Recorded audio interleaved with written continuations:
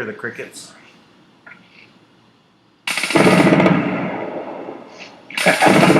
Now no more crickets. We're here on the front lines. Literally, yeah.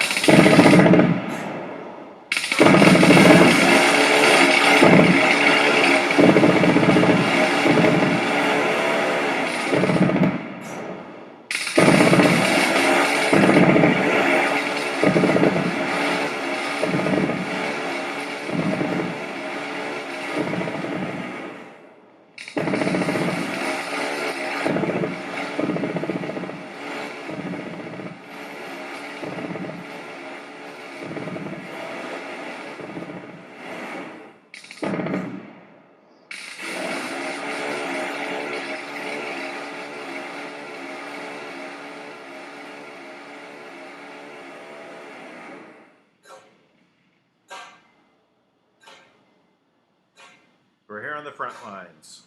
The battle against the deep state, the cabal, the Illuminati.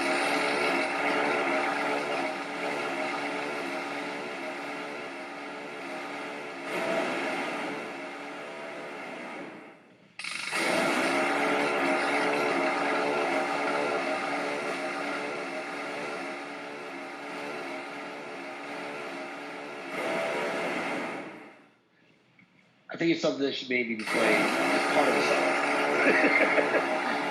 Yeah.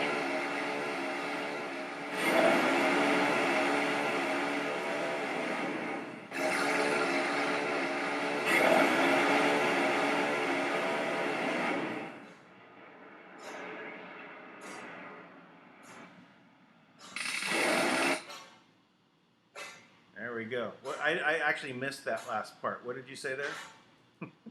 I said it seems like something that should maybe be played as part of an intro, not so much the sole intro. Yeah, yeah. Oh, okay. We can fix that. There we go.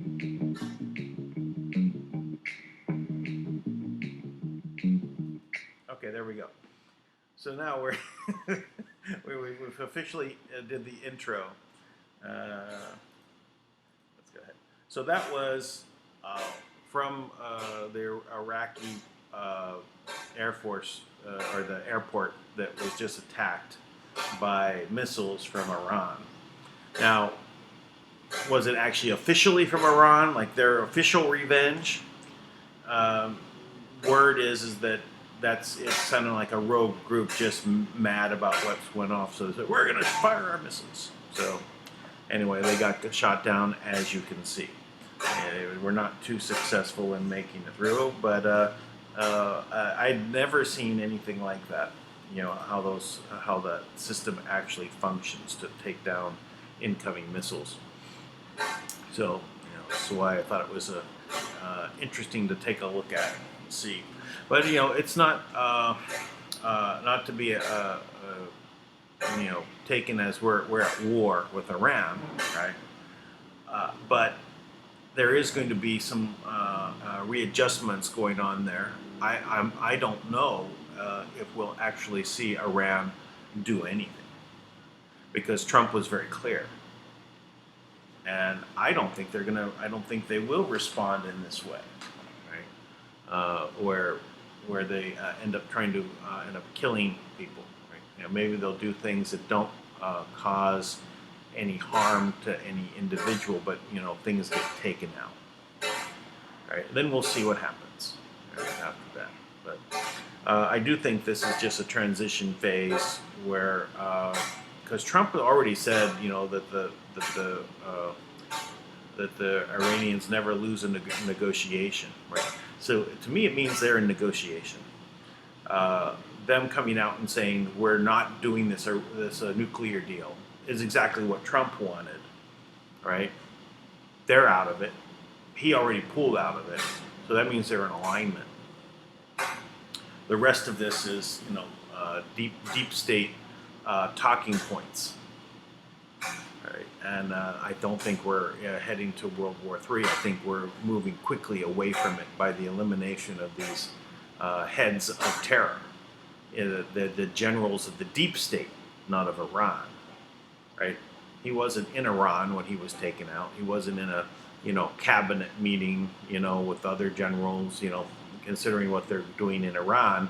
No, he was in Iraq with other terrorist leaders making stops along the way on this whole series of events that they had already underway.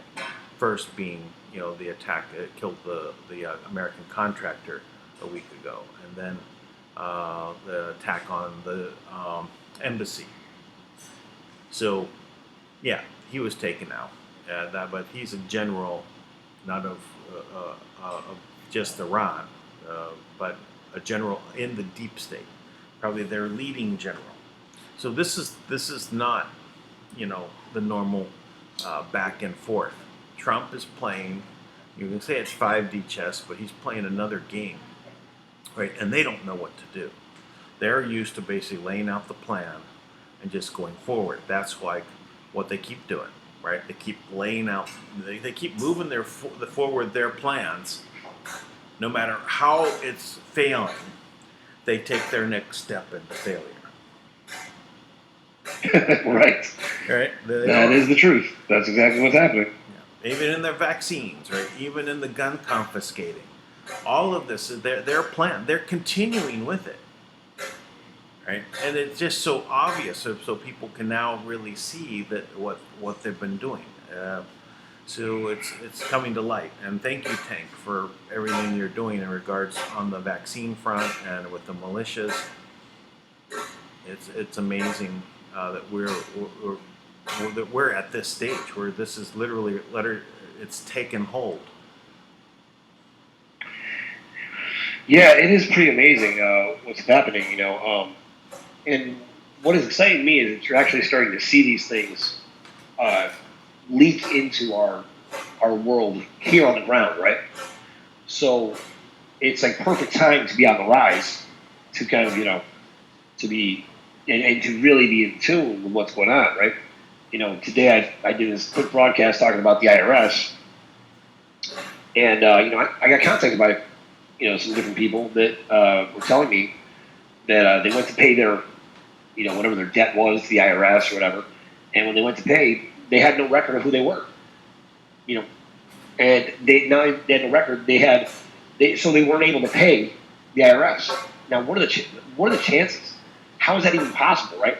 Well, it's possible because the system that they used is called the XN system, and that was one of the 3 systems that Kim took out, with the Echelon system, the ANA system, and the XN system.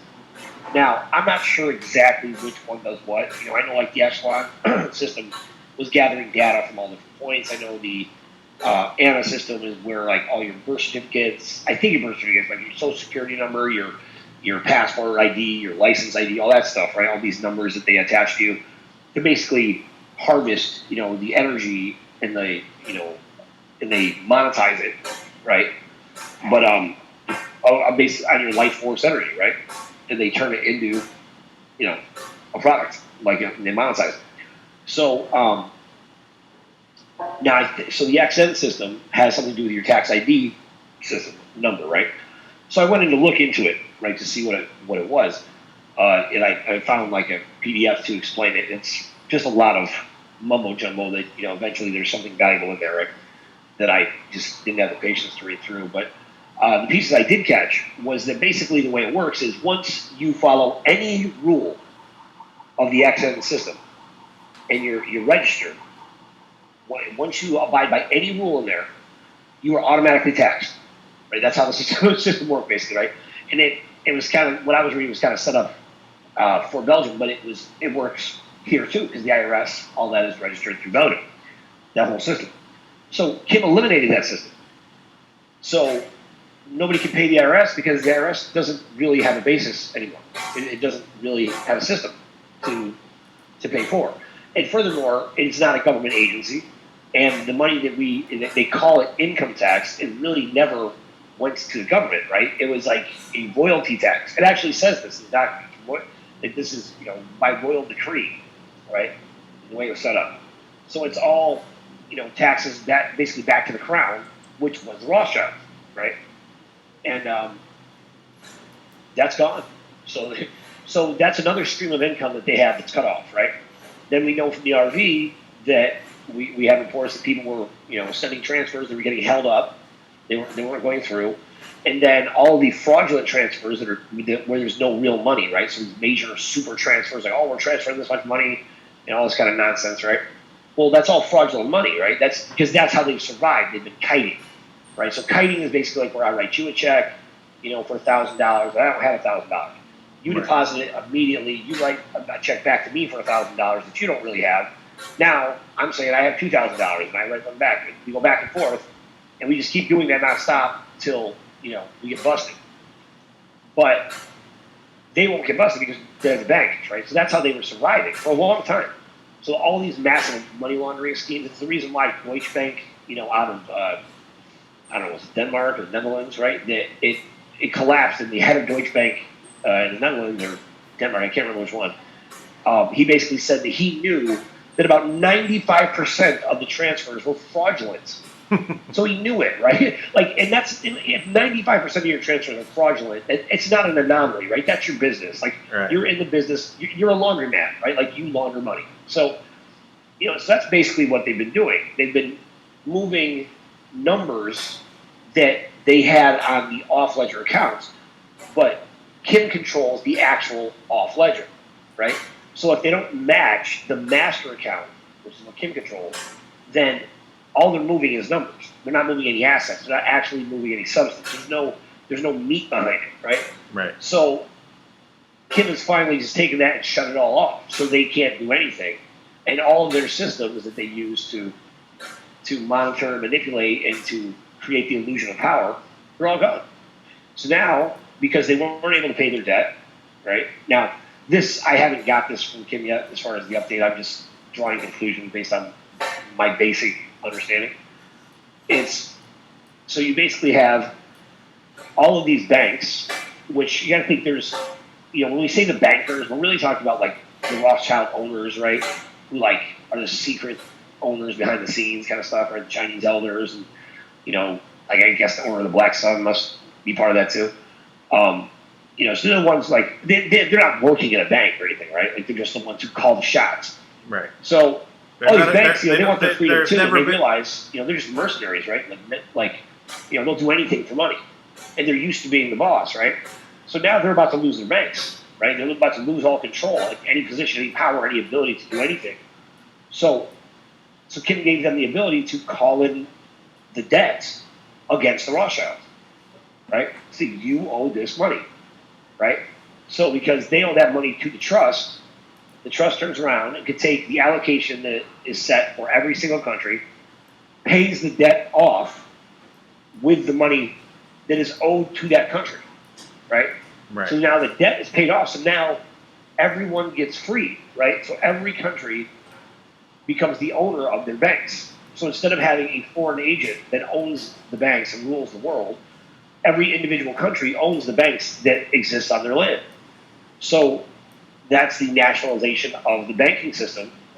So now it becomes an asset, because really governments are supposed to be, controlled by the government, right? Like, all governments are just an illusion that only have power if given so by the people. So now you turn around and everything shifts. So now you have governments that finally have a new boss, so to speak, right? Which is the people they're supposed to represent in the first place. And my understanding is that's happening. I did get a report about a federal law that was passed in reference to the Securities and Exchange Commission.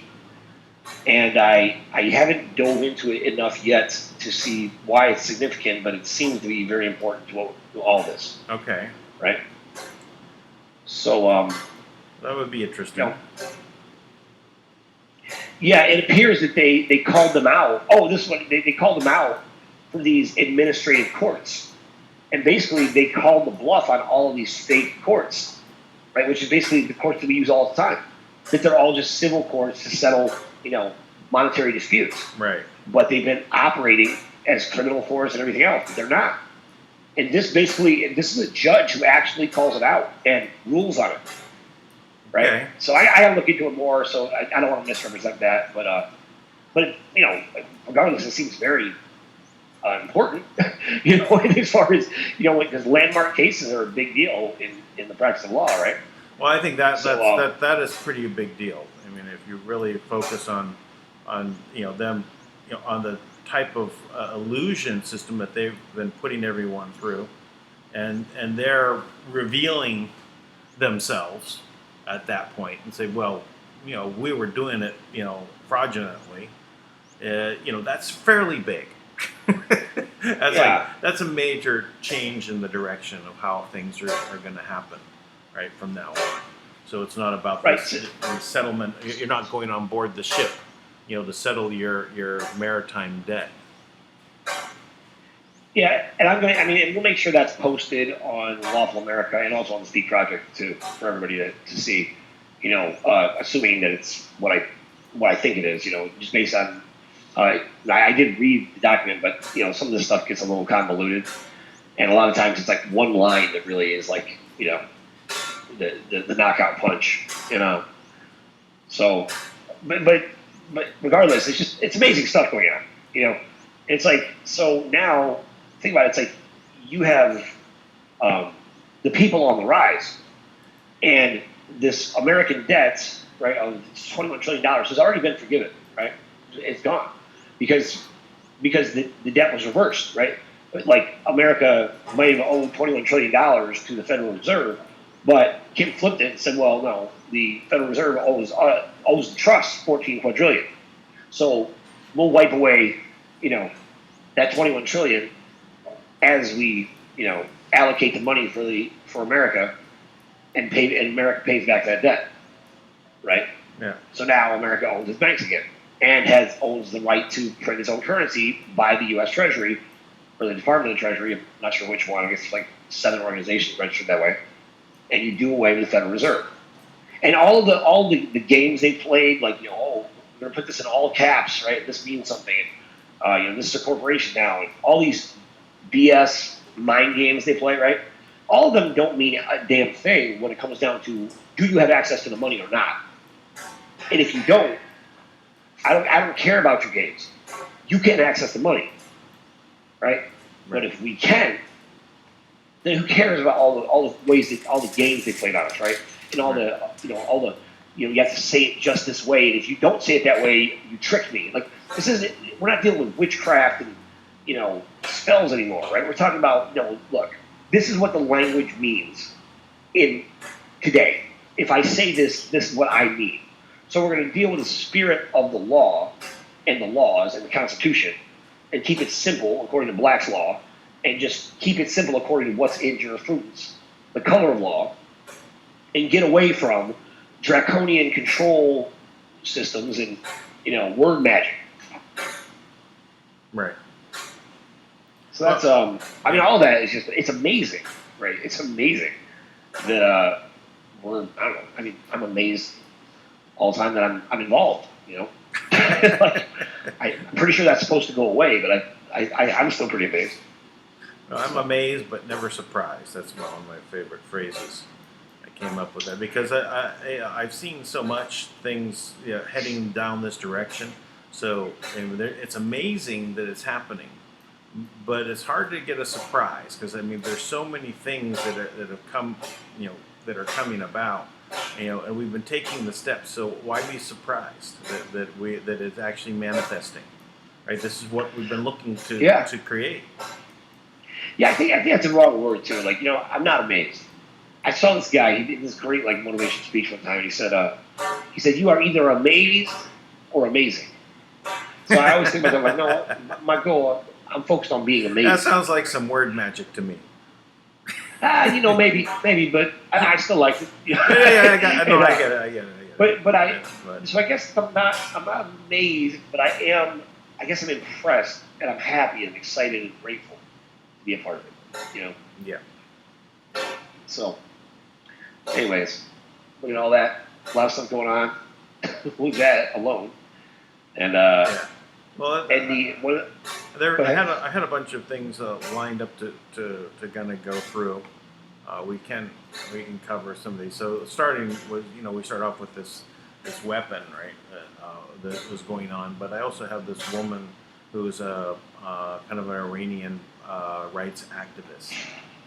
I can put her up. Let's see. Not that one. This one. Yeah. All right. Let me share my screen so you can see it as well.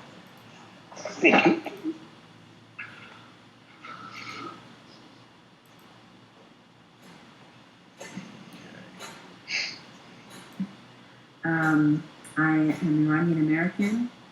I have spent the last 12 years of my life as a human rights activist working on Iran policy, watching the Middle East.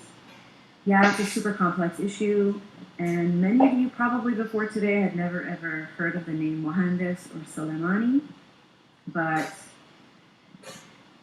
I feel like we're living in the twilight zone, guys. I'm completely outraged at this notion that the propaganda machine that is the media is glorifying Qasem Soleimani. Do you people know that this man has not only the blood of Americans on his hands, but the blood of Iranians, Iraqis, Yemenis, Afghanis? I mean, since when did we start mourning the death of a terrorist? I mean, seriously. I've had friends on the left, both Iranian and American, attack me for echoing the rhetoric of my people. The people in Iran are happy. The people in Iran are happy that this man who was responsible for the slaughter of so many people is gone. Where was your outrage last month when the regime slaughtered 1,600 kids for peaceful protests? Where's your outrage for the thousands of political prisoners that are in Iran right now? Where was your outrage when the Hashtashabi took over the American embassy and vandalized it and killed an American contractor? I don't understand. So I'm sorry if I'm ranting, but who cares? My opinion doesn't really matter. But for the, in the interest of those that have reached out, here's the deal. I'm an Iran watcher. I'm an Iraq watcher. I'm a Syria watcher. I'm an Afghanistan watcher. And for the people on the ground, they don't hate America. They don't hate Donald Trump. In fact, there's a lot of trending hashtags right now from Iran on Twitter. Thank you, Trump. We thank you. Thank you for, Soleimani. Thank you. Go look for yourselves. And, honestly, guys, if you don't know anything about the Middle East, please keep your opinions to yourself. I beg you. Because all you're doing is you're distorting the flow of information. You're drowning out the sound that's coming out from the ground. And people in Iran are happy. And they are giving out, in the Middle East, it's cultural practice to, when something wonderful happens, when there's a marriage or when there's a celebration, you give out cookies, you make cakes. And you should see the videos that are coming out. People are baking cakes. People are giving out cookies in public, in the streets, because they're happy. I don't know. Do we live in a closed society that we don't know that most people in the Middle East are not free? Specifically in Iran, it's an Islamic state. There's no freedom of religion. There's no freedom of speech. There's no freedom of peaceful, protests. And for anyone who disagrees with the regime, they're arrested, they're jailed, they're tortured. And yeah, there's a lot of video coming out right now about, the funeral of Qasem Soleimani. It's so much propaganda, you guys. The regime has been saying death to America for 40 years. They forced us in school to say death to America. I was 7 years old. I didn't know what I was saying. And the people that are saying that right now, they're called the Basiji. They're they're getting paid. they're the ones that get paid to kill people in the streets. So yeah, they're going to say death to America, but that's not the people. The majority of the people in the Middle East don't hate America. They don't hate Donald Trump. And I'm probably going to lose a lot of friends for saying this, but thank you, Mr. Trump, for making a very hard decision and for having the moral courage to do something that probably a lot of world leaders wouldn't have had. Anyway, that's my 2 cents. I love you guys. If you want to have a conversation, let's engage. Let's not attack. It's not healthy. And hashtag everybody calm down. There's no World War III coming, okay? God is in control, not me.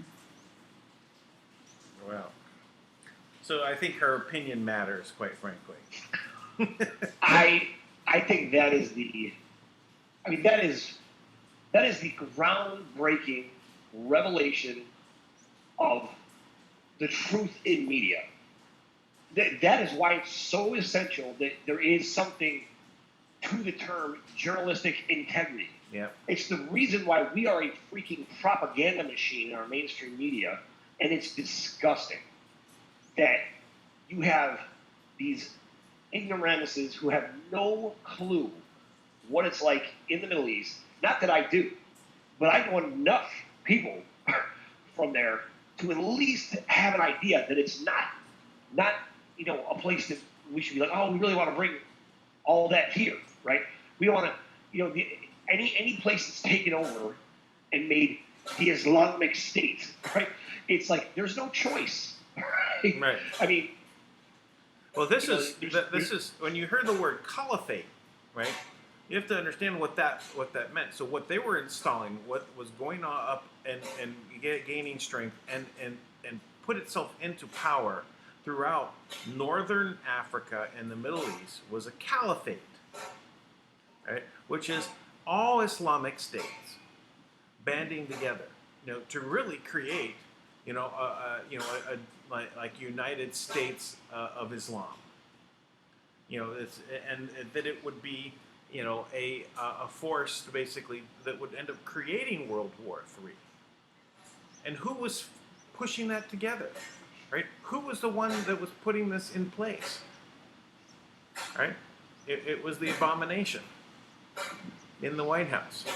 The abomination, yeah. Well, that was, now I can say this. Now, I have 2 reports on Obama. These come from what I consider to be some of the highest intel. This is real intel, right? Now, from General Dunford, I was told that Obama's job was to crash the U.S. economy. That was his job. Now, to crash the U.S. economy, the reason why that was his job, right? And he did it while creating the illusion that he was saving the economy, right? And the reason why that was his job, what we thought was to usher in the RV, which in part was true, right? But from Kim, what I learned is that his job was to install the Islamic State here in the U.S. Yeah. Now, that's because Obama is part of the Order of the Black Sun, or the Order of Assassins, which is the Caliphate, the united, national group, right? Now, here is where there's a divergence, right? Because remember, this is all one family, but because there's no head anymore, they divided into their factions and have been warring against each other, right? So now you have the Rothschilds. They're the ones that funded the idea of Islamatizing Europe based on a book, Practical Idealism, from the 1920s, right? And it is the Rothschild, like whatever, Baron von Rothschild, or whoever it was, who actually funded that. This on the mainstream news either, but we spoke to a reporter who basically had to flee England because it's completely Islamatized. So women can't have a voice. If a woman speaks out against something, she'll be beaten, raped, killed. If you identify that women are being raped regularly as a common practice, right? If you point these things out, you're brutalized, right? It's normal, right? It's taught on what's the appropriate way to beat a woman, how it's honoring a woman to beat her. You shouldn't leave a bruise. You should never hit her face, right? These are all things that are commonly taught by in the whole group, right? So you have that. So now think about what's happening here in the U.S., right? This is you have this warring factions, right? So, and in this this Order of Assassins, right? If you trace it back, it'll go back deeper to the Order of Assassins was a group of monks, right? That they studied all day and all night. They worshiped and glorified death, right? And it's kind of like I'm trying to think like, it's not Vulcans, but that warring race in Star Trek who was like, they sought after a good death. The Klingons. Right? Klingons. The Klingons, right? Like the way the Klingons sought after a good death, right? It's that basic principle.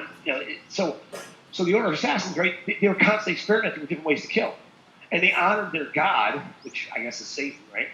By killing in different ways, right? And so they're the same ones who do the satanic pedophile rituals and all that stuff, which is happening in Kane County. Now, to us on the outside, they all kind of blend together, right? They're all just one big thing. But this one Rothschild who came recently, like I guess it was like third in command, he said like basically they weren't into that, the pedophilia and satanic worship stuff, right? Which I kind of call bullshit on, but I think that's kind of what I think. So you have Hillary Clinton, who is definitely of Rothschild descent and is currently operating as the Blue Dragon. In other words, she represents the cabal of the of England, right? And then you have Obama, who's like the head of the Order of Assassins, I guess. Right, so he's making all the shots on that level. That's why Kane County in Chicago is just a nightmare. And I think they were kind of merging, working together as a surviving faction. But truth be told, it's all just, they're all falling apart because every loan they ever had, every dime they ever had, is now being taken away. So, they don't have the weight behind them, because the only way they were able to do this is because they looked like gods, because they had access to technology, to galactic technology, to money, that was set aside for them to rule like all this time. Right. But all that power has been taken away from them. So what are they now? Now they're a bunch of insane anti-human, people that are still in, quasi-prominent positions. Right. But all of that's falling apart. Yeah, and all they've been doing, they've been trying to create this scenario where everything would line up, right? And it's all an illusion, right? I've got another video to show that is again about Iran, right? But let me show this part right here. I just want to make sure I get this woman's YouTube channel up. It was this, from her, Truth from Iran. She was amazing. So Erica Khazari, right? I would, say subscribe to her channel. I gave her a like, but this video has 126,000 views. She only has 2,500 subscribers. So anyway, I just subscribed. It's amazing. Yeah, because this was a good video, right? But this one right here, this video, is from a long time ago, right? Now this is what it's saying. I gotta line this up a little bit better. Radical Islam did not exist in the Middle East until the CIA and Bush's and Clinton's Obama and the Brotherhood made it a reality. So this is Egyptian leader in 1958 at the Hijab law, laughs at the Hijab law in 1958. So I'll press play, but I'm going to lower the volume. So it's really about what the text is at the bottom. So I'll go back to the beginning. I met with the head of the Muslim Brotherhood, and he sat with me and made his requests. What did he request? The first thing he asked for was to make wearing hijab mandatory in Egypt, and demand that every woman walking to the streets wear a scarf. Every woman walking? Let him wear it.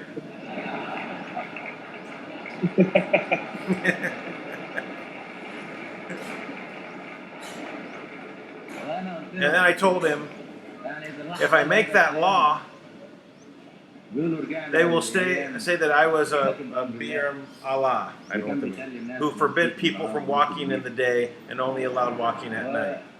In my opinion, that every person in his own house decides for himself the rules. And he replied, no, as the leader, you're responsible. I told him, sir, I have a daughter in the School of Medicine, and she's not wearing a tahar. You didn't make her wear a tahar? If you...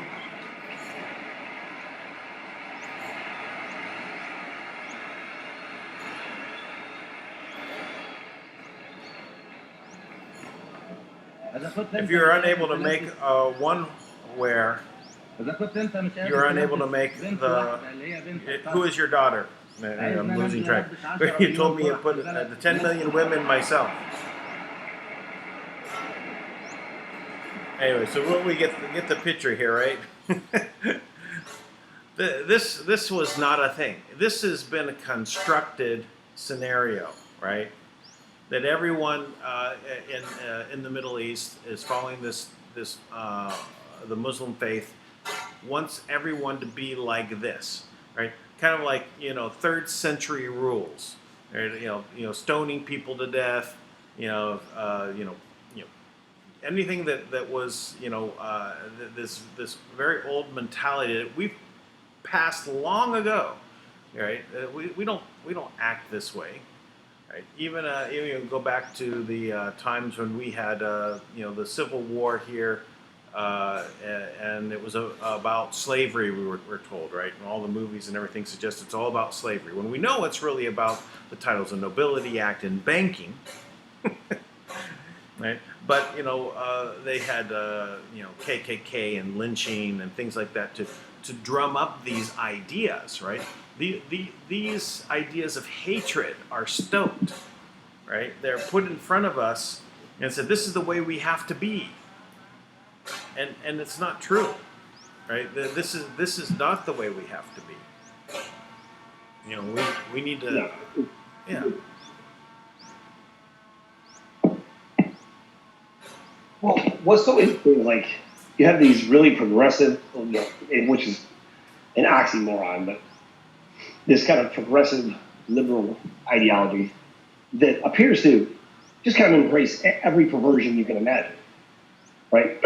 How does that blend in and merge with these radical Islamic, beliefs, which would essentially appear to take away freedom of women altogether, right? So you justify the sacrifice, you justify killing babies as a powerful move for women's rights, right? And you make a big thing about that.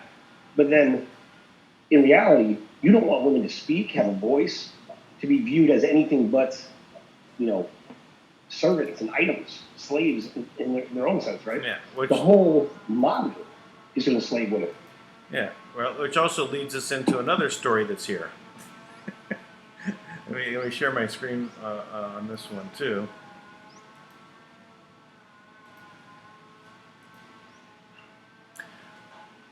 Two vulnerable schoolgirls groomed and sexually exploited by Huddersfield men. Now, this is really again about treating women as property, right?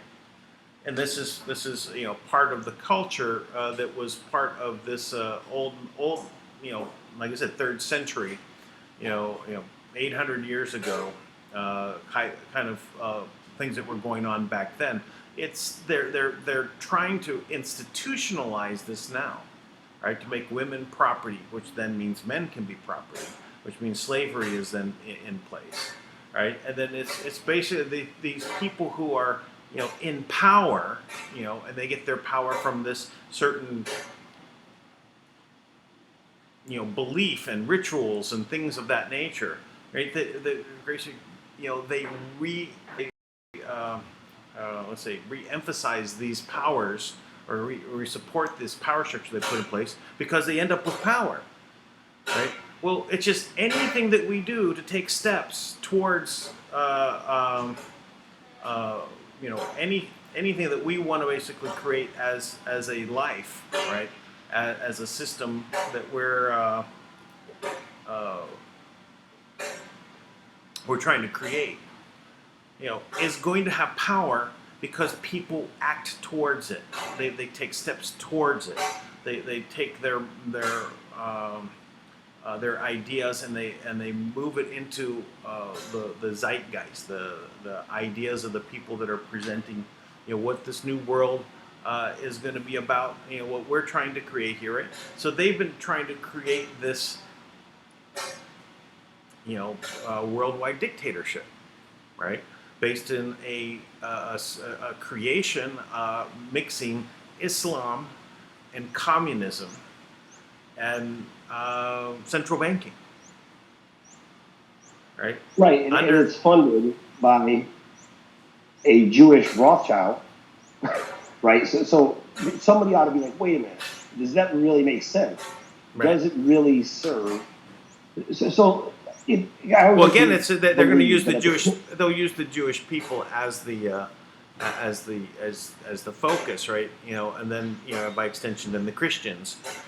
So and really, it's just Khazarian mafia, right? That took a Jewish religion and said, "Well, we're going to use it." And we'll always accuse the others of doing what we're doing, right? So they're abusing the Jewish people by absorbing their religion, and then distorting it, right, and putting all these satanic principles behind it. Right. I mean, so basically, it's like, if they looked at this even halfway intelligently, right, like they would have seen, because like right now, the Rothschilds are the ruling, force behind, like, all the other levels above them have been, taken out. But if you were just to look at it from a standpoint of to realize everybody loses in the system, right? Because radical Islam, they look at it very openly that they will hunt down and kill every Jew, right? And really either you convert and become one of them, or they'll treat you the same way, right?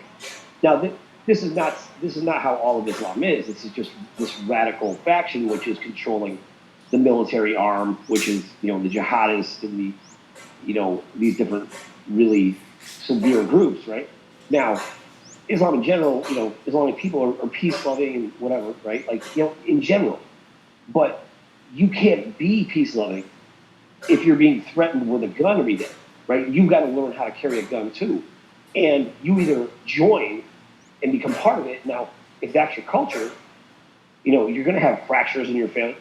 So everything that looks like you're uniting this massive force of one thing, it's really designed to devour itself, right? So you'd have these two different forces killing each other off, because while the groups at the top realize, they think they have this master plan, they're so brilliant, right? They really set something up for all the people to kill each other off, and we would just be tertiary baggage along the way. And there's just craziness going around. This is their plan. I mean, it's so retarded. I mean, and I mean in a true sense of the word retarded, like it's stagnated growth, right? It prevents progress. It prevents us from the revelation of accepting, acknowledging, and embracing the power of all that we are. Right? It forces us to look at things in a very small, compartmentalized view, so we never get a chance to develop and grow into, the being that we're supposed to be, right? These divine beings with this divine spark of light directly connected to source and the, source, substance, essence, and origin, the limits and bounds of all things exist within us, and we are limitless. But if we adopt and embrace a singular religious view, then it sculpts what's going to happen, right? Because now we believe in this. Because Christianity has a rapture. You know, the Jews have, you know, they're still waiting on the Mashiach to come, right? And Islam is waiting for like whatever they call the Great Uprising, right? And every religion has some version of this apocalypse. Now, every one of them, what they have in common is this the Jehovah's Witnesses, right? They believe everyone's going to be subservient to them. You know, and there's only 144,000 that are going to be that survive, right? And everyone else is going to be serving them. Everyone, all these different religions, they all have a similar apocalyptic view, right? In radical Islam, they have another book that actually talks about these little yellow men that are planning, that are like jinn, that exist underground and are creating weapons to destroy the earth. And you can see how that's actually referring to the plan the Rothschilds experimented on with North Korea when they were experimenting underground with nuclear weapons, right? They were using this terminology. So everything that it wasn't a prediction, it was their plan, and they just put it in scriptures and indoctrinated people with it, so that when it happens, it's like, oh my gosh, it's happening. Right. This was been jacked up plan. It's part of their manifestation, right? They are manifesting it by putting it in front of people, inserting these ideas into literature, into books, into movies, so that, you know, as it's happening, we all affirm it, right? Oh, see, just like it was predicted, right? And we all join in and we give it energy. Exactly. Yeah. You know. So it's amazing. It's an amazing thing to look at it from that perspective, instead of looking at each individual religion as like, this one is right? This is right.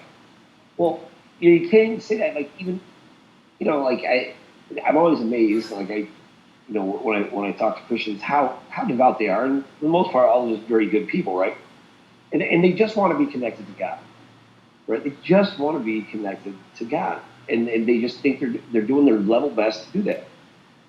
But I mean, even the name Jesus means "Hail Zeus," right? So every time you using that name, you're paying homage to Zeus, right? So I mean, Zeus goes back to Marduk and Apollo and all these other, you know, pagan gods that, you know, that you wouldn't want to worship. Well, I think it means "Hail Source." Hail Source, maybe. You know, we just take it away from them, like they took the word progressive away, right? Yeah. Well, they say sorcery is bad, right? But if you think about it, well, isn't sorcery just someone who is in tune with source and using that energy, right? But you can't say that, right? Because then it's like witches, right? Yeah. It's like everything's backwards. Everything's wrong. Right. They take all the words and they distort them, right, to mean the opposite, so that when you actually try to go the right direction, you are faced with these roadblocks. I mean, I think this is their major spell that is now broken. I think that this is their major magic spell that is now broken, the mirror spell. That everything that they say, which is what they're doing, and they put on their this reverse of all this energy, I think is broken. I think it's deflating, like their balloon is like now deflating. Every time they try to use this, people, you know, it just bounces off of people and say, you're just saying the opposite. Well, you know, and if you look at like the jinn or demon, right? So something Solomon did, and I don't fully understand, like Solomon somehow, you know, enslaved the jinn to like protect his treasure, right? And so the Kabbalah had control of these jinn in a lot of ways, and the Illuminati or whatever you want to call it, right? When they were raised working with these demons, right? And like to control them. Now, these demons have been evacuated from the planet, right? They've been exiled or whatever, for the most part. But then on top of that, it's like they lost control. So, and they were just, you know, back in September trying to open this portal and bring in all these demons, right? And they were trying to launch the Saturn Matrix, right? All these different things. These were all things that gave them power to create this dark planet. And they wanted us to exist here in this darkness with them, right? Where they're in control, and it's a limited sect that gets to enjoy the fruits of, you know, the evil empire, and all the rest of us are just subjects, right? Right. You know, Dr. Rima actually talked about, you know, having the Queen as one of her patients, and she talked about the Great Culling. The Queen was talking about it. She was saying, like, there's the Great Culling, and it's, you know, it's coming, and she basically talked about how 90% of the population will be killed off. So, and said how everybody else will serve, and those of us at the top will be at the top, you know. And that's where the term useless eaters. The useless eaters will be killed off, right? Right. And I think that term was it's originally put in when they're talking about communism, right? And they basically they use the useless eaters, as dummies, right, to get them to act in rebellion, right? So this was their use for the useless eaters, was to get them to be the foot soldiers for these, by giving them these ideas of equality. Everyone's get paid the same. No one can own property. It's all owned and then divided up by the state. So all of this stuff was to get people to go along with this plan, right? But it was the useless eaters is what gave them the power, right? So they obviously weren't useless, right? But that was the attitude, right? Because you were going to do horrible things. So they had to be like, just cattle. You can't, literally make them human, or people wouldn't want to, call them useless eaters, right? You kind of have to dehumanize them. So. Yeah. So, I mean, so it's fascinating from that standpoint. And I agree with you, Dan, that this is what we've been liberated from, right? And you can see it now that, well, we've all been victimized by this. We've all been subject to this on some level. We've all been damaged by this on some level, right? And it affects the way we thought, what we thought was real, our absolute truths, the things that we knew were right. And because of that, it's shaped a society around very limited views. Yeah. So that now being progressive does not mean, okay, let's do away with genders and things that are just laws of nature. It doesn't mean that, right? What it means is valuing life and the life that exists within you, that emanates from the ultimate light of source, of the source of all creation, the idea, the thing that makes your heart beat in the first place, that energy that exists in you, and cultivating that and using it for the greatest good. Yeah. And realizing that you're part of that, right? That you are an extension or an expression of God or of source. And that is something that really, if we were honest, we can find those elements of truth in every religion and get away from the dogma and get focused on the spirit of the law rather than the letter, right? Because in all likelihood, the letter was added by, sociopathic, insane rulers who are just here to devour the life source energy of everything on the planet, and they would have left it a shell of itself, right? And the planet all by itself is a living entity, right? And that's why we're here. We're the caretakers of this planet. We have a responsibility, and the privilege to have that responsibility.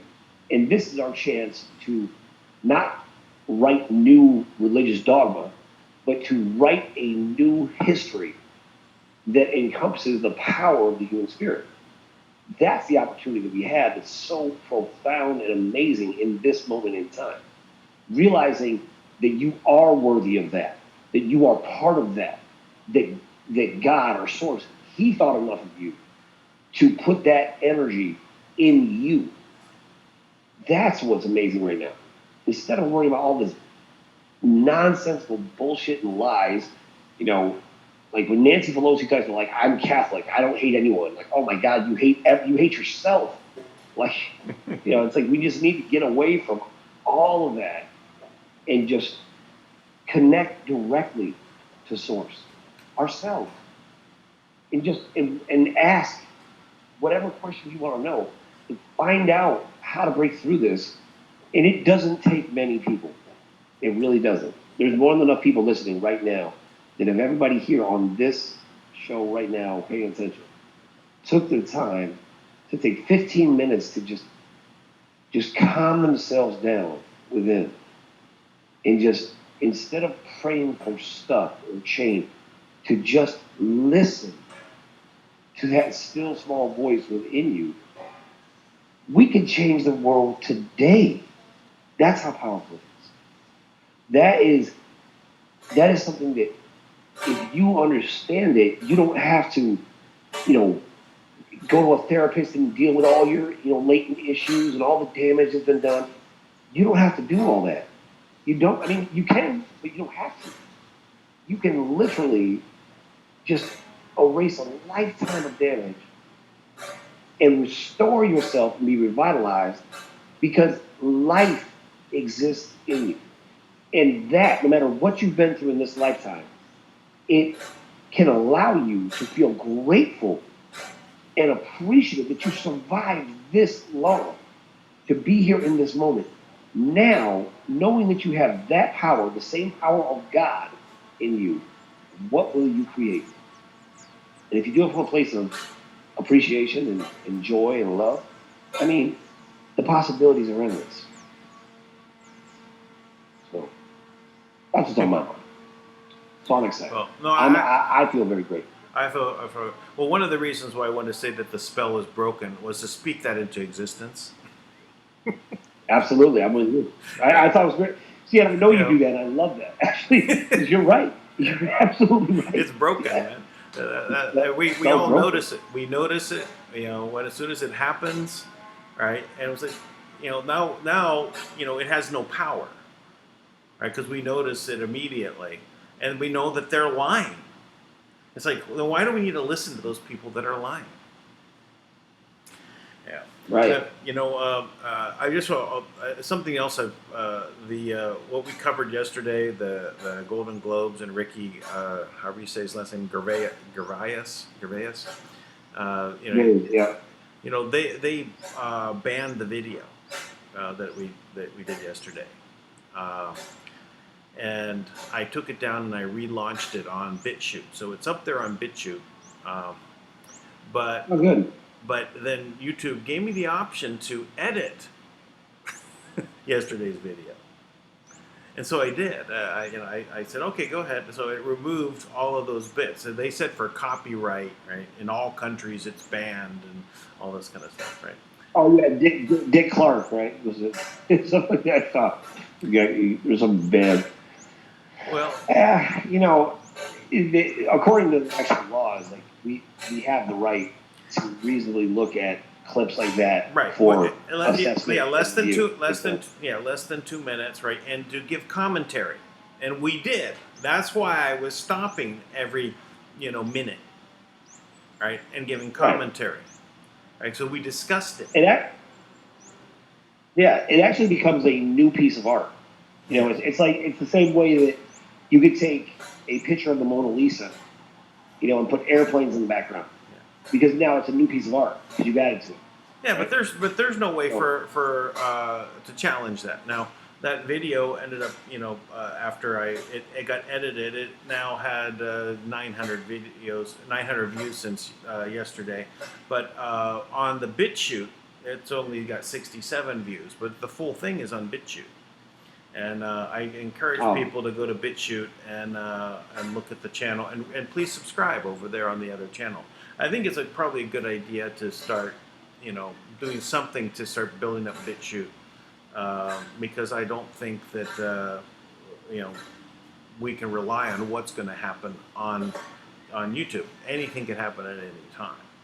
I try to avoid. That's why, I purposely, tried to break that up so that, it wouldn't say it's copywritten and all this kind of stuff, because they want to, these are their excuses to take channels down, right?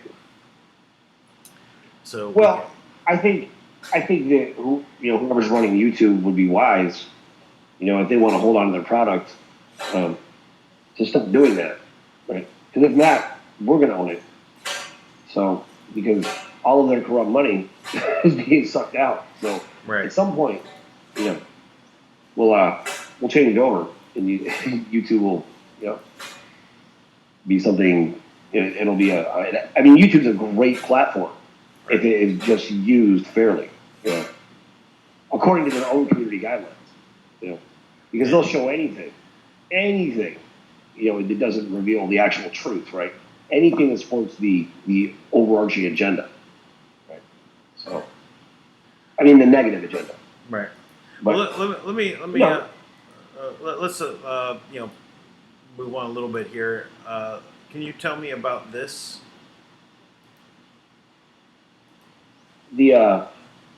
the American Republic Militia.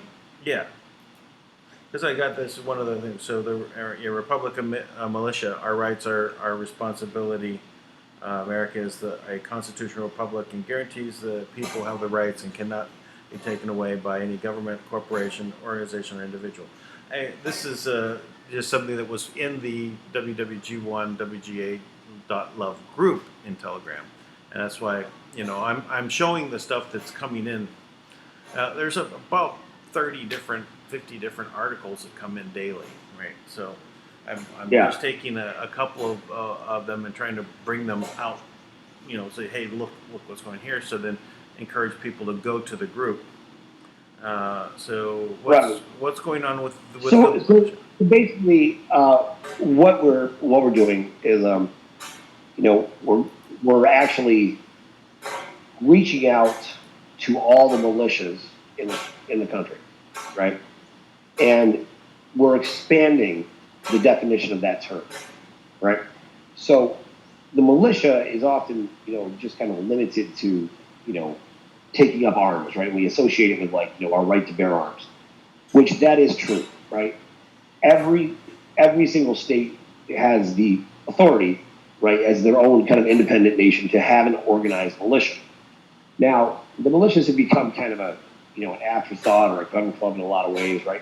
A lot of times veterans go there, and some of them are very organized and very efficient, right?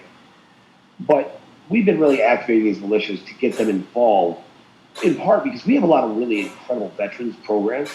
We have things that will help PTSD. We have things that will not even help. We can cure PTSD, right? And we'll be able to actually provide, jobs for veterans and give them a way to come home and use their military training to actually help organize. Now that's part of it, right? And I just want to bring those groups together. I don't want to take away from what they're doing. I just want to make sure they have the highest level of intel. And I just know that we have that, right? I know that we have better intel. So, and I want to make sure that we're working with them, make sure they have it, and that they can organize the efforts of their groups as needed. For example, there is a very realistic possibility that here in New York, the militia will be needed to remove Governor Cuomo because he has committed treason against the American people. And not only that, but he is taking very, very aggressive actions to do things that will kill millions of people. That is something where an active militia is your best friend, right? Now, that's one part of it. Now, the other part is this, right? Because, there's definitely, I need people, really great organizers. Now, I find these people all the time. They come to me as I need them, right? So, and I know when I have them, right? Immediately, I know, this person is perfect for this role, right? We just got a great representative in California who is going to do amazing things. He's the right candidate for the job, right? He's leading the charge with the vaccines there, and he's going to be working that, and he's got the right disposition, the ability to speak, and courage to do it. He's got kids himself. Everything about him is perfect for that role. Now with the militias, I don't have that exact person right now who's in that position right now. I have great veterans who I work with very closely in my core team. I have two vets who are just the best of the best guys. But right now, we need somebody who's really connected with the militias to help us organize that on the military side, the gun side, right? To step up and say, look, I'll do that because I see the need for that too. But in addition, if you look at jurisprudence in the way it's defined in Black's law, the militia is a lot more than just the military. The militia is everyone, man, woman, and child, able-bodied, who lives on this land and is an American, right, and wants their freedom. That we are all responsible to defend the republic and the constitutional rights of our fellow man and our own rights right? That's all of our responsibility. So I'm trying to get people to realize that we are expanding the view of what the militia is, right? Now, this is now I'm actually changing it to the American Republic Militia, right, or the arm, because this is the right arm of the government. This is what we should be. We should be the ones enforcing. That's very good. And making sure. Yeah, I know. I thought you'd like that. That we are the ones who should be enforcing the laws on the government, right? The government that currently exists, the way it's constituted, right? This is the corporate entity that's there that we're all used to, that we all accept as the absolute law. They are not the absolute law. They have to operate according to what we tell them. And that is the part that where the militia comes in. Not just the yielding guns and waging war, but the taking a stand and saying, this is what the law says. This is what the law actually says. Now, that's what Lawful America is. Really, Lawful America is an example of the militia in action, right? We are taking up the charge and going after these foreign agencies like the CDC, the FDA, Child Protective Services. These are all foreign agents, right, that exist here on American soil, and they are in grave violation of our constitutional rights and ultimately their own contractual agreements. And no one has pulled people together to stand up and say, enough. You don't have the right to speak on my behalf, for my health, for my children. You don't have the right to take my guns because you decided that. The reality of what they're saying is we need to take your guns because we can't control you if you have guns, right? Yeah. So all these different things, these are things that you and I started talking about, right? Things that are common to all of us. Food, water, air, and each other. We need to go after the EPA. Now, the EPA just lost some big case in reference to fluoride. I don't have the details on, but I know it's a big deal, right? And so now, what are you going to do with it? You've fluoridated the entire population for the past 60 years, right? Somebody has got to say, no, you don't get to just walk away and pretend it didn't happen. You are liable, and there's consequences. And there's been damage done. And the first thing that has to happen, though, is the behavior has to stop, right? The actions, the existence of these entities needs to stop. The FDA, the CDC, they don't regulate anything but poison. The EPA is doing the exact same thing. And it is the militia, meaning the people, which outnumber these organizations 100 to 1, that they work for us. They are our employees, right? They are public servants. These are not terms I'm making up. I'm not some radical. This is what the law of the land says. What is radical is that we've allowed foreign agents to come into American soil, completely take over, and convince us that we should be ashamed for who we are, while they're promoting all types of perversion, all types of idiotic belief systems, shaming everyone for wanting to take a stand. Oh, that's ridiculous. You have poison. They've taken rapeseed oil and soybean oil and fluoride and all types of poison and put it in everything. Yeah. And then indoctrinated us and made us more receptive to these ideas and ideologies that are made everybody pay for it.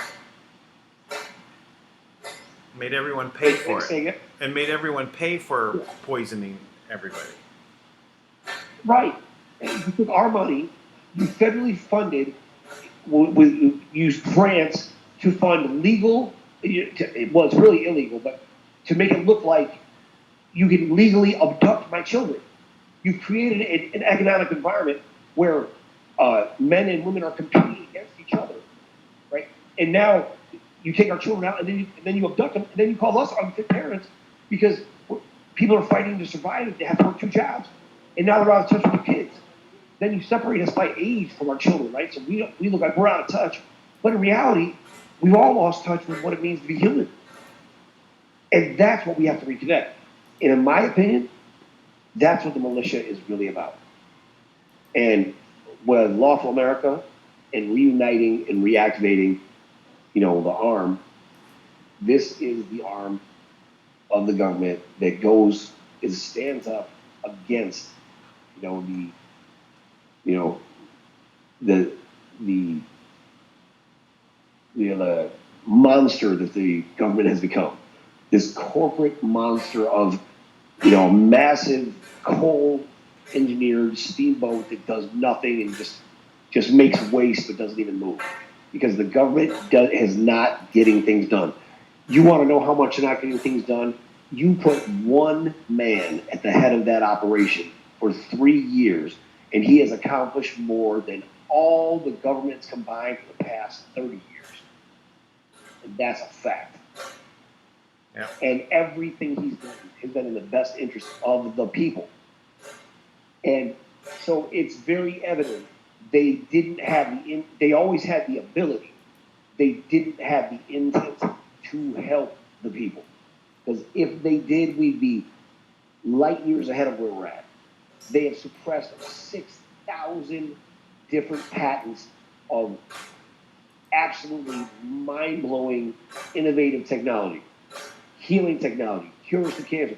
We know for a fact it happened live with you and me when John came on and described the cure for cancer, the cure for AIDS. And then they have the freaking audacity to tell me that I can't say we have a cure for something. Go to hell. You don't have the right to dictate my language. The law of the land says I have the freedom of speech. And I sure as hell have the right to heal myself. Yeah. Now, that is what they made us ashamed of. They made us ashamed to be alive. Yeah. They're shaming us with all of this ignorant doctrine constantly perpetuated. The people are bad. Why do they even have a platform? They are committing crimes, spreading propaganda and fraudulent beliefs, fraudulent views, fraudulent science, fraudulent, just fake information that they spread about people to destroy their reputation. They've killed off science. All of this has been taking place. It is the militia, and all of us need to start seeing ourselves as militia. In my opinion. Well, I think one thing that seems pretty evident, right, is that the militia doesn't have to be just about bearing arms, right? It can also be about pushing forward with the grand juries. It could be doing other things to do educational things about vaccines, right? It can do all of these other things. So the militia is not just about arming yourself with a weapon, with a rifle, right? It's about arming yourself against the government. That's the purpose of the militia. I mean, the right to bear arms against the government is what is the Second Amendment is about. It's not to protect yourself from bears. It's not to protect yourself. It's not to protect yourself from anyone in your house, right? That comes in and you have a weapon at your side. It's not the purpose. The purpose of the Second Amendment is to protect the people against the government and for you to be armed so you can fight the government. That's its purpose. But that's the purpose of the Second Amendment, but not the purpose of the militia. The militia is, it can be armed with many other things than just the weapons of rifles and handguns.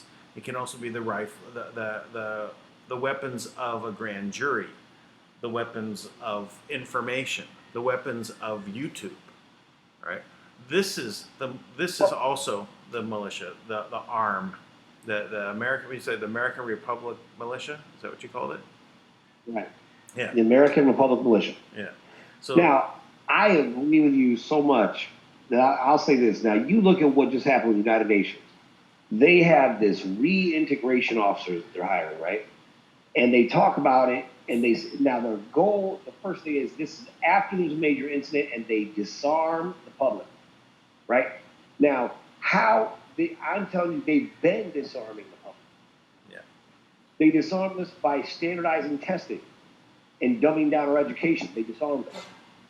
They disarmed us by forcing the economic standard to be so unreasonable and so impossible for families to survive on one income that you forced families apart women out of the homes that have to go work and compete with men or however that would work.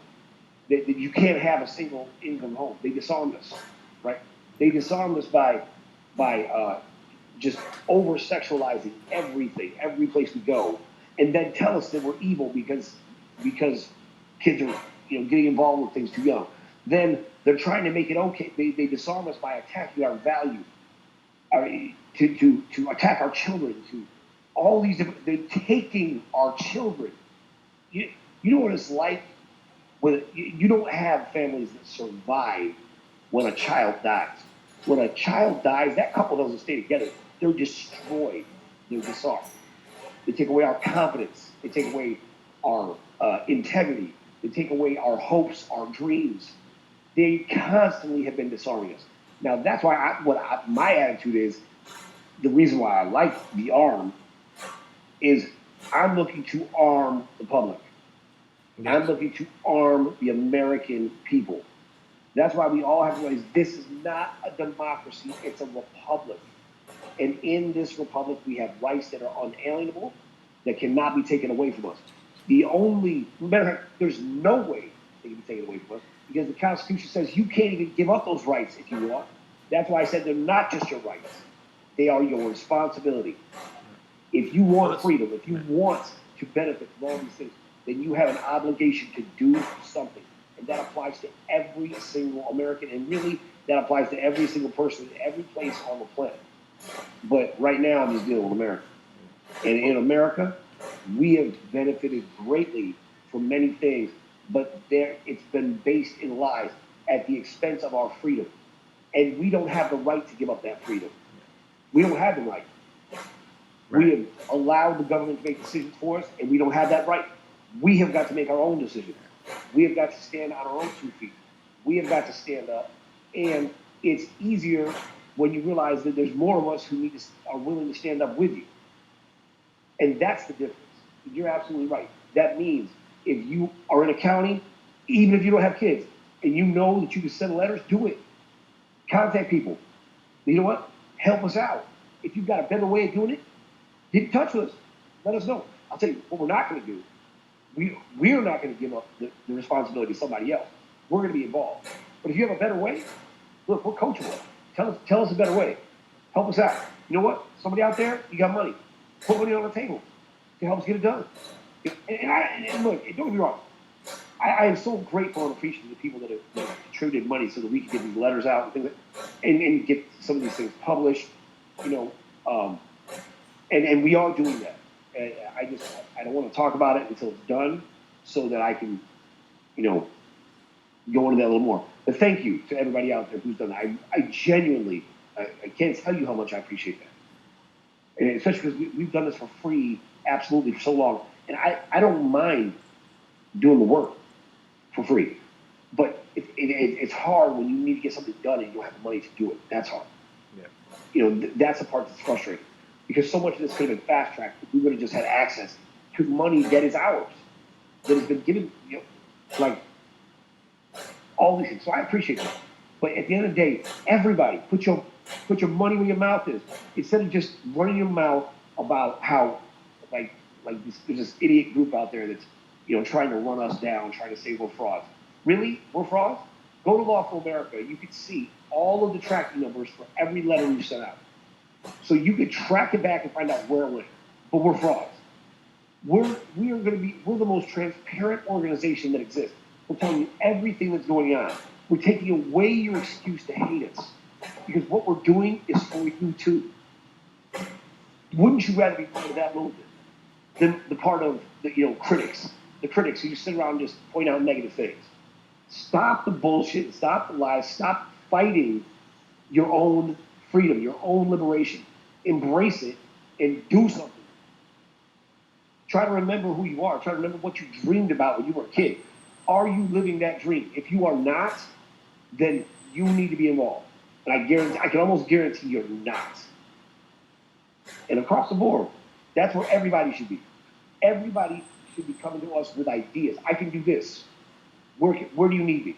Because let me tell you something. I've got work for everybody. I can put everybody in this country doing something. We got stuff moving everywhere. So, because this is going to take a collective effort of humanity. And around the world, it needs to happen everywhere. We got lawful Australia. They just established themselves, and they're working it. We can work on lawful Philippines, whatever it is. There's laws that are natural that'll really liberate all humanity. And Kim just did all the work for every country in the world, everybody in the world. You now have the ability to claim your freedom.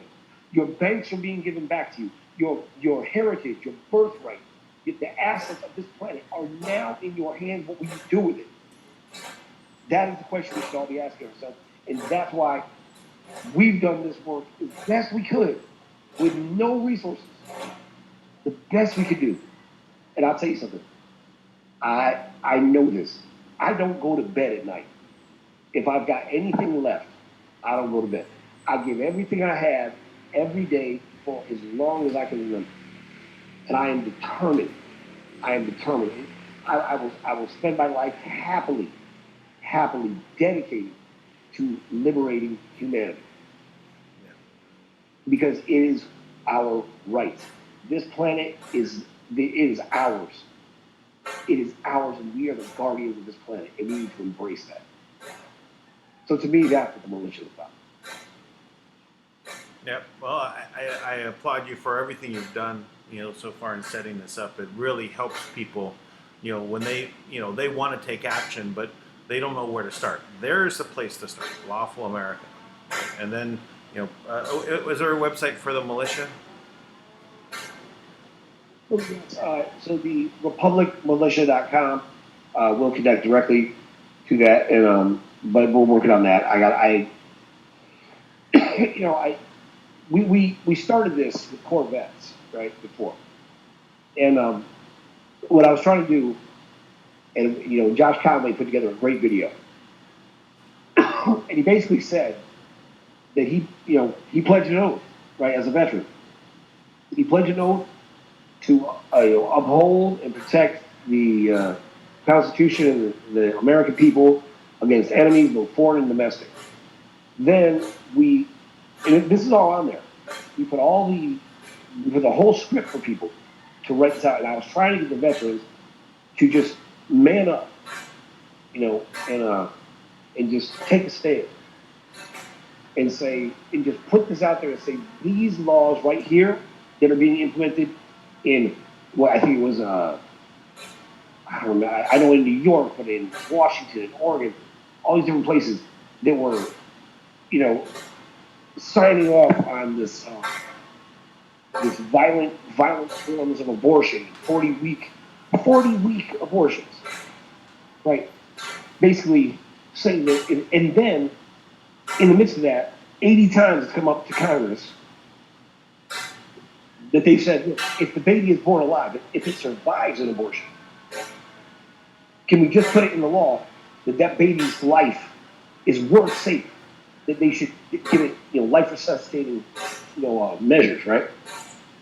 And so Josh Conway, he was the first one, and at this point, the only one who stood up and did that. And that video is on there. And you can watch him and what he says, and you can see the scripts there, right? Now, you want to talk about a militia move?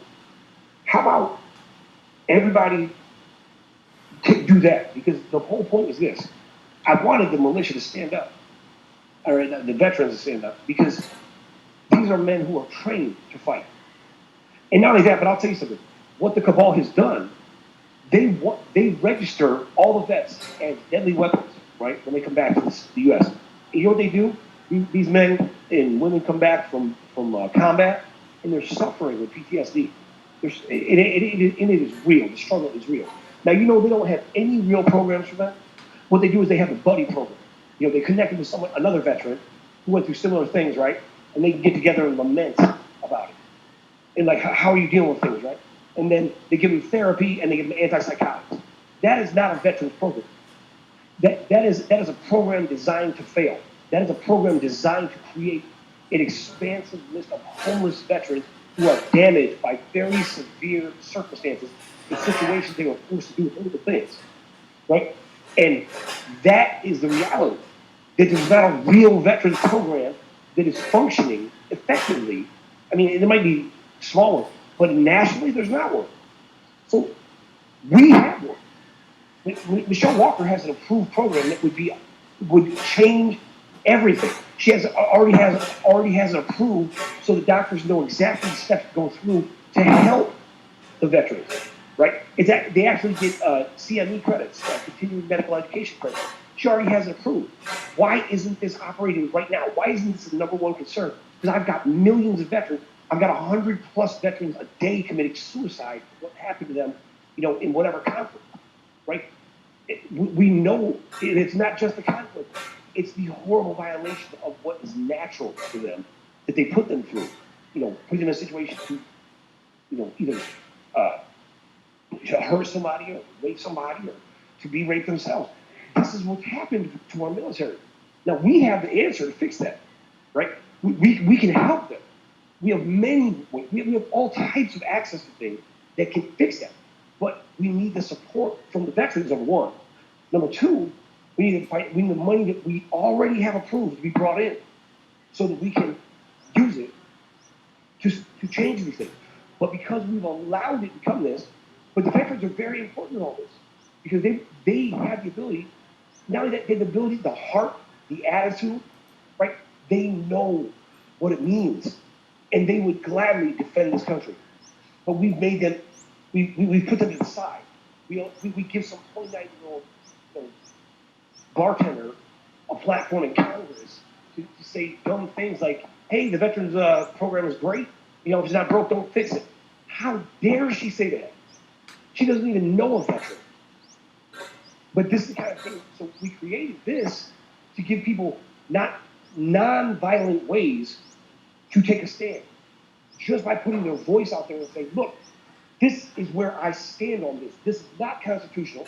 And so if we would have got 1 million veterans to make one of those videos, let me tell you something, the world would be a different place right now. Because they would know, because this is their biggest fear. When you have these men and women who are trained in combat, who have the ability to do amazing things, who are armed and dangerous, but really they're armed and peaceful, and they stand up and they say, look, I have a gun, I'm willing to use it, I can use it, but I'm giving you the chance to change your behavior. Because I'm telling you, I see what you're doing and it's unconstitutional. That kind of power, that's the kind of thing that beat the British back to Boston without ever firing a shot. When everyone stands together and says, I see what you're doing and it's unconstitutional. And my job is to defend the Constitution. And when those people stand up and defend the Constitution, all those veterans, if they stood up to do that, let me tell you, you wouldn't have all the nonsense that's going on right now.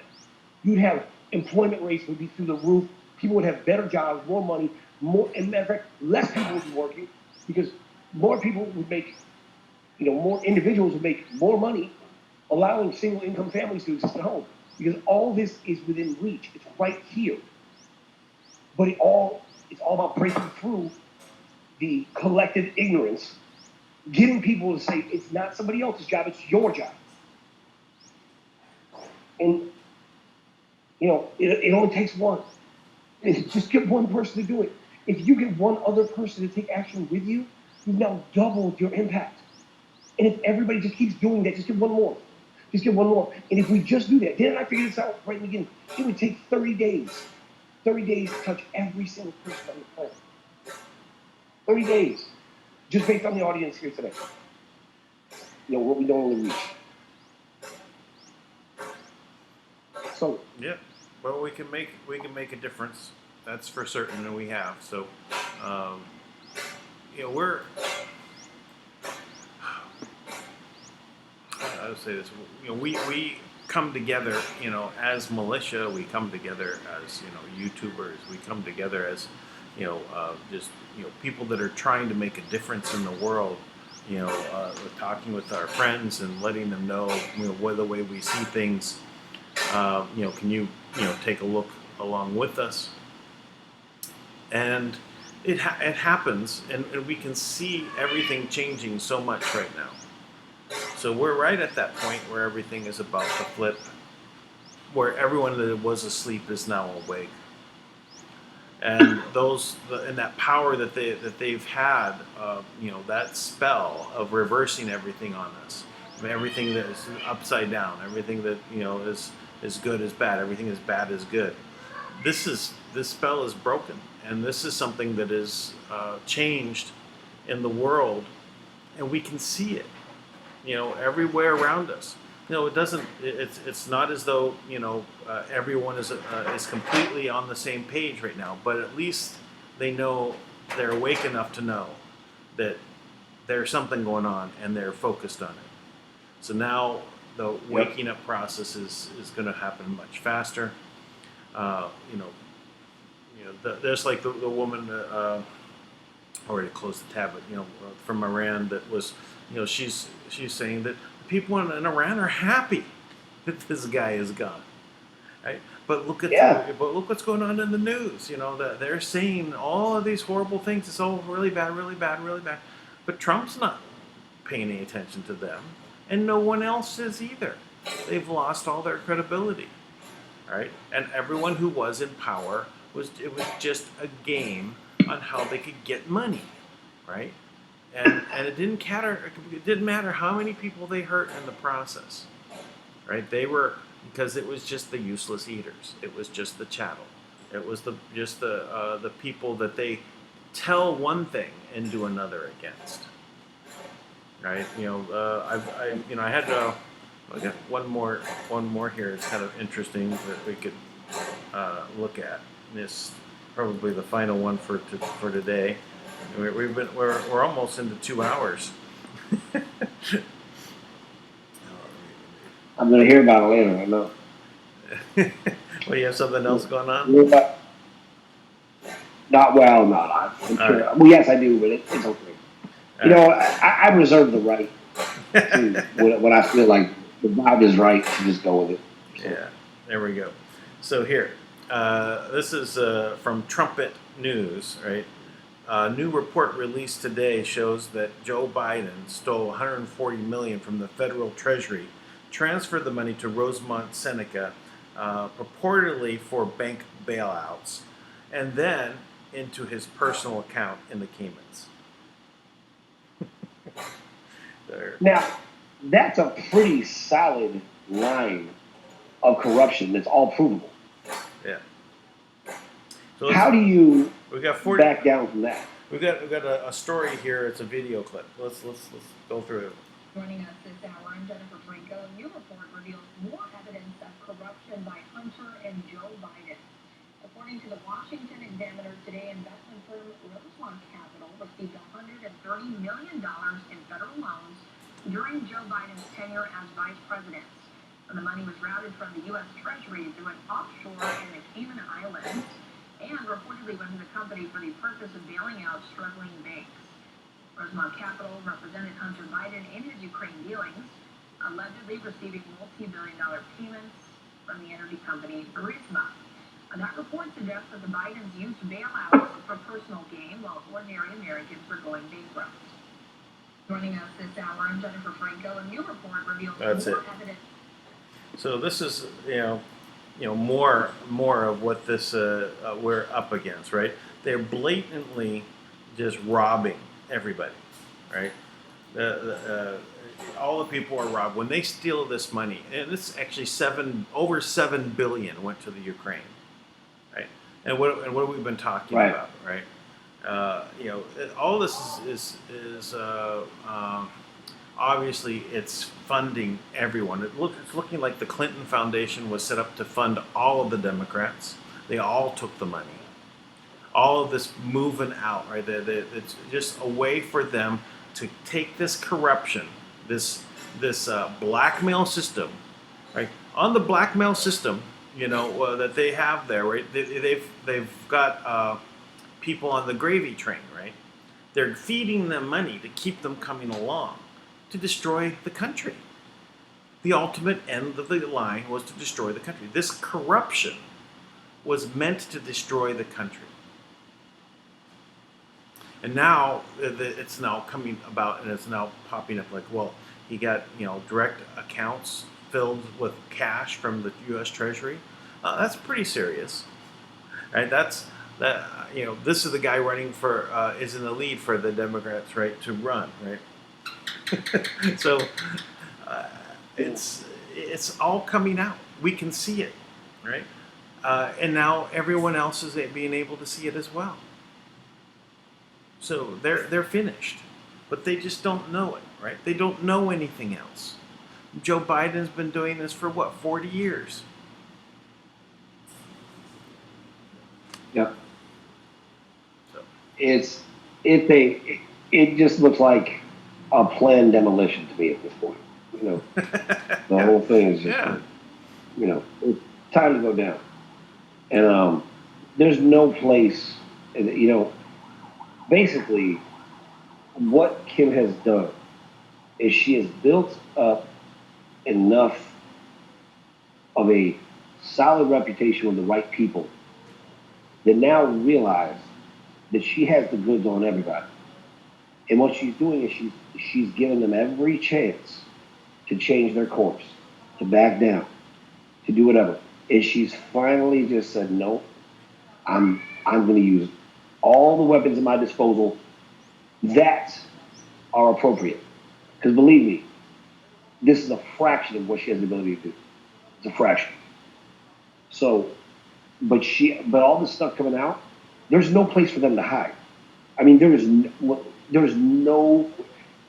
It's the reason why Trump looks like a military mastermind, right? Like, it's amazing because everything's available to the Pentagon. Because the Pentagon's working directly with Kim, right? Trump's working directly with Kim. There's members in the cabinet working directly with Kim, and they all know real information, the real access, the real power, the real thrust behind this is because you have one leader at the top who's a real leader, who stood against all of them, and she is embarrassing them. And I know that people, they're talking about Q and everything. Nobody can tell me. You know what? Unless Kim told me outright it was somebody else at this point, nobody can tell me the Q is not Kim, or is not the quantum system, because the way that the Q, feeds are reading now, it's obvious. Because she told me these things, months and years ago. Now I'm seeing them all come to pass. She's been so far ahead of this. She said this one time in one of the posts that she wrote. Because Marduk was a military mastermind, right? He was a genius. He was Sun Tzu, right? Like, he wrote Sun Tzu Art of War, right? I mean, because he went by many names and different manifestations, whatever, right?